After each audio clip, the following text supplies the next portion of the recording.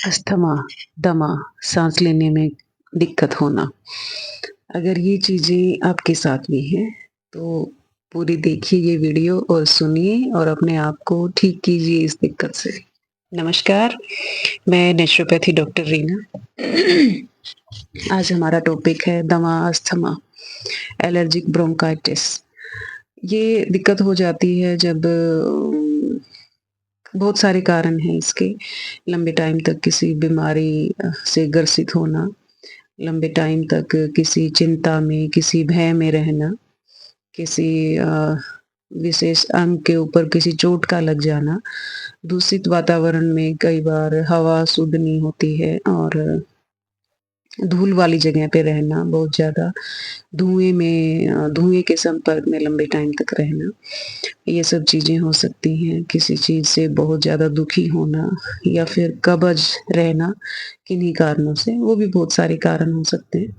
किन्हीं कारणों से पेट साफ ना होना आपका, ये भी अगर लंबे टाइम तक चलता रहा, नाक की कोई दिक्कत अगर कुछ टाइम लंबे टाइम तक रह गई, तो उसकी वजह से भी फेफड़ों पे असर पड़ता है और साँस लेने में दिक्कत होने लगती है। ये दिक्कत मेनली रात को या फिर सुबह सूरज उगने से पहले इसके दौरे से पड़ जाते हैं, बिल्कुल बहुत मुश्किल हो जाता है वो टाइम काटना। एक भयावह सी सिचुएशन बन जाती है, तो इसको ठीक किया जा सकता है नेचुरोपैथी में, आयुर्वेद से।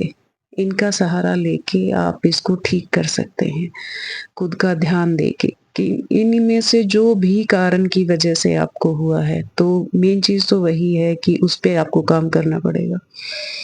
एक तो कि कोई भी चिंता, भय किसी चीज़ में ना रहें, तनाव मुक्त रहें, बिल्कुल।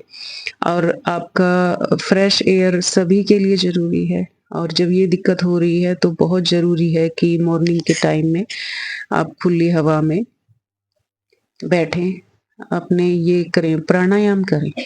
जो साँस लें, धीरे-धीरे छोड़ें बाहर, तो प्राणायाम करें, जो साँस के संबंधित जितनी भी एक्सरसाइज़ होती हैं, प्राणायाम जिनको कहते हैं, तो वो एक्सरसाइज़ करें। हल्की-फुल्की एक्सरसाइज़ और कर सकते हैं, योगा जो होती जिसे कहते हैं हम, तो हल्की-फुल्की कर सकते हैं, ज़्यादा नहीं कर सकते इसमें क्योंकि शरीर कमज़ोर हो जाता है और फिर साँस चढ़ने लगती है, उखड़ने लगती है साँस। तो धीरे-धीरे करें, थोड़ा बहुत टहल सकते हैं। सूर्योदय जब होता है, उगता हुआ सूरज, तो उसमें टहलें ज़रूर। तो सुबह भी, शाम भी खुली हवा में रहें। सुबह की शुरुआत में चाय, कॉफ़ी कुछ नहीं लें। लें सिर्फ़ कागजी नींबू जो होता है, नींबू का रस पानी में डाल के उसमें डालना चाहें तो शहद डाल सकते हैं थोड़ा-सा। वो अगर नींबू ऐसे नहीं पिया जाता तो कोसे पानी में, गुनगुने पानी में अपना डालें नींबू थोड़ा-सा और थोड़ा-सा शहद डाल लें और फिर वो पी लें। तो उससे शुरुआत करें। ये दिन में 3-4 बार भी पी सकते हैं। वैसे तो खाँसी में सभी कहते हैं डॉक्टर्स के पास जाएँगे, खट्टी चीज़ें मना करते हैं। पर नींबू आप लीजिए, इसमें नींबू नुकसान नहीं करेगा, फ़ायदा करेगा। वो आपके सारे ट्रैकिया को, सारी वो ट्रैक को साफ़ करने में मदद करेगा। आपका जो रेसा निकलता नहीं है, जो बलगम बन के चिपक जाता है अंदर, तो उसको निकालने में मदद करेगा और आपको ये इस दिक्कत से निजात दिलाएगा। तो नींबू पानी आप ले सकते हैं दिन में 3-4 बार। जैसे ही ये दिक्कत होती है, तो चीनी और नमक, ये चीज़ें तो आप ना के बराबर कर दें। नमक का यूज़ काला नमक लें या कभी-कभार सेंधा नमक ले लिया, सफ़ेद नमक। दूसरा जो होता है, वो वाला नमक और चीनी, मीठी चीज़ें, चीनी, तो ये चीज़ें नहीं लेंगे तो ज़्यादा ठीक रहेंगे।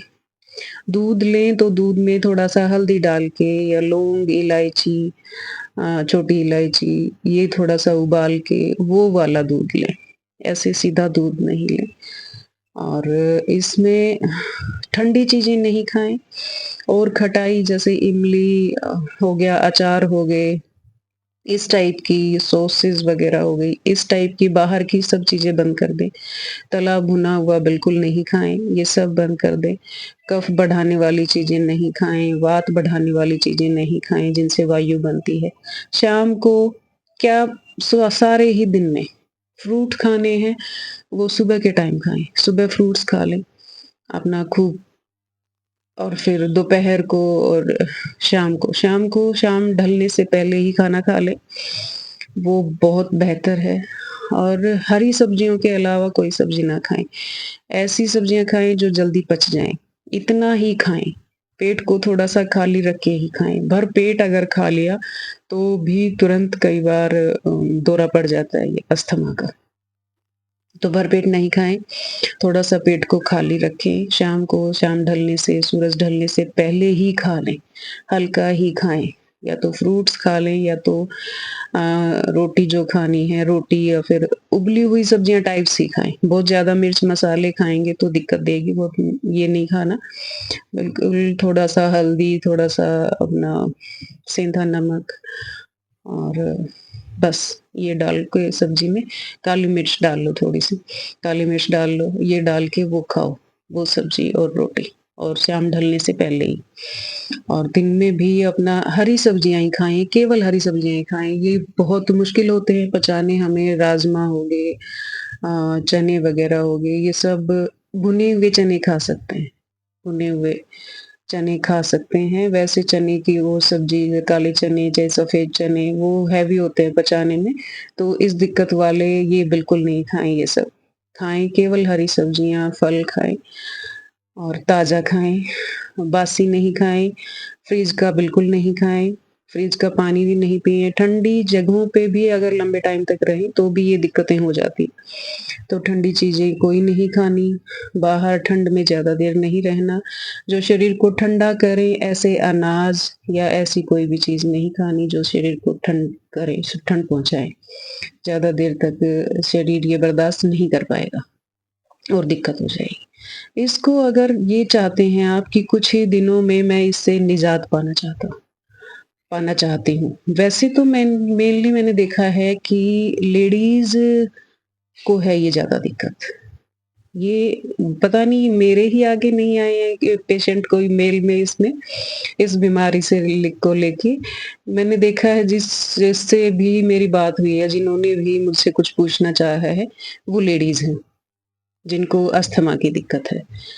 ये या तो ले ये हो सकता है कि लेडीज़ ज़्यादा चिंता में, दुःख में, ये सब लेडीज़ ज़्यादा करती हैं, और इसलिए वो हो जाती हैं, या फिर धूल-धुएँ में लेडीज़ को ज़्यादा रहती है, तो गाँव के साइड मेनली, तो उनमें ये दिक्कत होती है।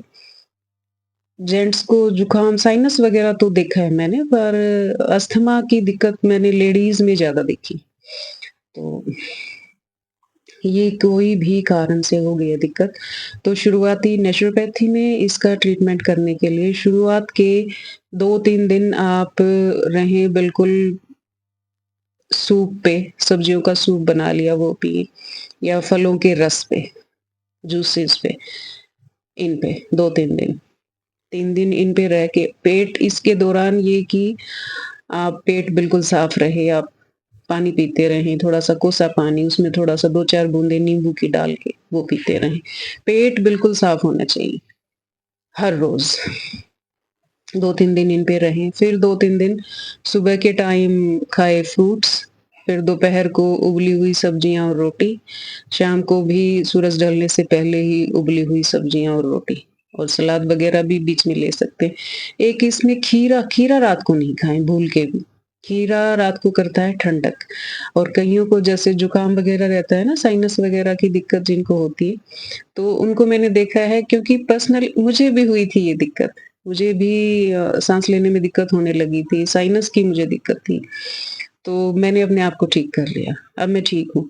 तो मैंने देखा है कि अगर खीरा रात को खाते हैं तो वो सूट नहीं करता है, वो ठंडा करता है, और सुबह छींकें आती हैं फिर। तो फिर साँस में दिक्कत भी हो सकती है अगर वो ठंडा करता है तो। तो रात के टाइम खीरा नहीं खाएँ। सलाद में आपको खाना है, सुबह लेके देखिए खीरा, दोपहर तक ले लें, रात को नहीं लें। तो ये करें, सूरज ढलने से पहले ही अपना खाना खा लें। फिर इस पे रहेंगे, पेट साफ रखेंगे, पैरों को गर्म पानी में डिप करके रखें। गर्म पानी एक बाल्टी में लिया, उसमें पैरों को पिंडलियों तक पानी होना चाहिए, पिंडलियाँ उसमें डूबी होनी चाहिए।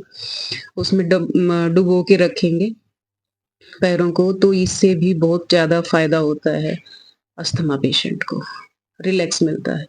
ये 10-15 मिनट तक आप कर सकते हैं, उस बाल्टी में रख सकते हैं, उसका टेम्परेचर मेंटेन कर सकते हैं, पानी वो निकाल दिया, 1-2 मग्गा ऊपर से और डाल दिया, ताकि वो गर्म बना रहे पानी, ऐसे कर सकते हैं। दूसरा एक होती है लपेट, वो खुद से अच्छे से नहीं हो पाती, उसको रहने दें, तो ये कर सकते हैं कि अ, जब नहाने जाएँ मॉर्निंग में, सुबह अपने जब धूप निकलती है सूर्योदय के समय, तो खुली हवा में बैठें। पूरी रीढ़ पे यहाँ से कपड़े हटा दें बैक साइड से, पूरी रीढ़ पे सूर्य की रोशनी लगनी चाहिए। तो सूरज की धूप में अपनी पीठ को रखें खुला, बिना कपड़ों के। तो वो सूरज की धूप लगाएँ और पूरी बॉडी पे सरसों के तेल की मालिश करें, पीठ पे ज़रूर करें, छाती पे करें आगे। सरसों के तेल से मालिश करें और बाद में नहाने जाएँ। तो ये मालिश हर रोज़ करेंगे और धूप हर रोज़ लेंगे, सुबह मॉर्निंग में ज़रूर बैठेंगे और खाने-पीने का ध्यान रखेंगे, तो इन चीज़ों से छुटकारा पाया जा सकता है, आप बिल्कुल ठीक हो सकते हैं। तो अपनी हिम्मत, अपनी पॉज़िटिविटी बनाए रखिए। बीमारी का कारण चाहे जो कोई भी रहा हो, पर अब हम उसमें सुधार कर सकते हैं, अपने आप को ठीक कर सकते हैं। बी पॉज़िटिव और अच्छे-अच्छे अपना ध्यान रखिए अच्छे से और ठीक हो जाइए। धन्यवाद।